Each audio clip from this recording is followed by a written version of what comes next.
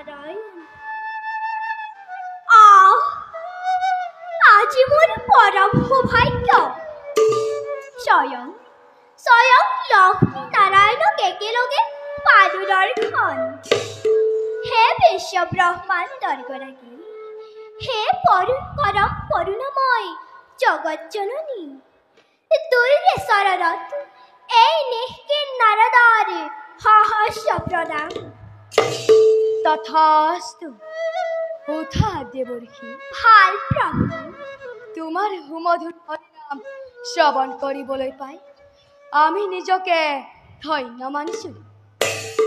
দেৱৰ্ষী প্ৰভু সবিশেষ জানিবলৈ দিলে আমি পৰম আনন্দিত হ'ম। নাৰায়ণ দেৱৰ্ষী দেৱী জগতবাসী সকলোৰে মংগল দেৱৰ্ষীৰ অন্তৰ্ভাগ দৰ্শন কৰি এনে ভাৱ হৈছে উদয় কিবা যেন নতুন সংবাদে বহন কৰি আহিছে। দেৱৰ্ষী প্ৰভু লক্ষ্মীৰ কথাই যদি সত্য হয় তেন্তে সংবাদ কি প্ৰকাশ কৰা? নারায়ণ নারায়ণ নারায়ণ অন্তর্যামী তুমি নারায়ণ সৃষ্টি সৃষ্টি প্রলয়ৰ তুমি এই গৰাকী তথাপিতো এই নাৰদক সুধিছা যেতিয়া সংক্ষেপতে কওঁ শুনা প্ৰভু প্ৰজাপতি দক্ষ মহাৰাজে তেওঁৰে কন্যা সতী সুন্দৰীৰ স্বয়ম্বৰ কৰি আয়োজন যক্ষ ৰক্ষ গন্ধৰ্ব কিন্নৰ সকলোকে কৰিছে নিমন্ত্ৰণ বাকী মাথো ভূতনাথ বৃষভ বাহন দেৱঋষি প্ৰভু তাৰ বাবে নকৰিবা অলপো আক্ষেপ। সময়ত মহাদেৱ নিজেই স্বয়ম্বৰ স্থলীত হ'ব উপস্থিত।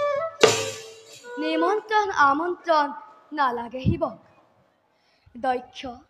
দক্ষ দুহিতা সতীয়েও কায় মনো বাক্যে কৰি আছে শিৱকে ধ্যান। কি মধুর বচন শুনালা প্ৰভু কি মধুর বচন শুনালা গৃহহীন মায়াহীন শ্মশান নিবাসী শিৱ তেন্তে হব গৃহস্থী নিজে নাৰায়ণ নাৰায়ণ নহয় দেৱঋষি, প্ৰভু মায়াত বিভোৰ হৈ নাথাকে শংকৰ। একমাত্ৰ সতী ধৰ্ম প্ৰচাৰৰ বাবে মহাসতী দক্ষাণীয়ে লভিছে জনম। লক্ষ্য দক্ষ আহিলেও বাধা দিব নোৱাৰে শিৱানী সতী। আৰু শুনা দেৱঋষি, ৰহস্য ভীষণ। কওক প্ৰভু ব্ৰহ্মা মনু সনত কুমাৰ আৰু তোমাৰ দৰে মহাদেৱ মহাভক্ত জানিবা আমাৰ। ভকত বৎসল আমি ভগৱন্ত ভকতৰ প্ৰাণ। প্ৰিয় ভক্ত দ্ৰোহময় নহহো কদাপি। সেয়ে শিৱদ্ৰোহী দক্ষৰ দৰ্পচূৰ্ণ হ'ব চিৰতে। প্ৰলয়ৰ বিভীষিকা দেখিব জগতে এইটো অতিকে ভীষণ। বুজিলো প্ৰভু নাই আৰু মনত সংশয় ঈশ্বৰ তুমি ভগৱান ঈশ্বৰপূৰ্ণ হবই তোমাৰ বাৰু প্ৰভু উভয়কে জনাই প্ৰণিপাত যাওঁ মই দক্ষপুৰীলৈ।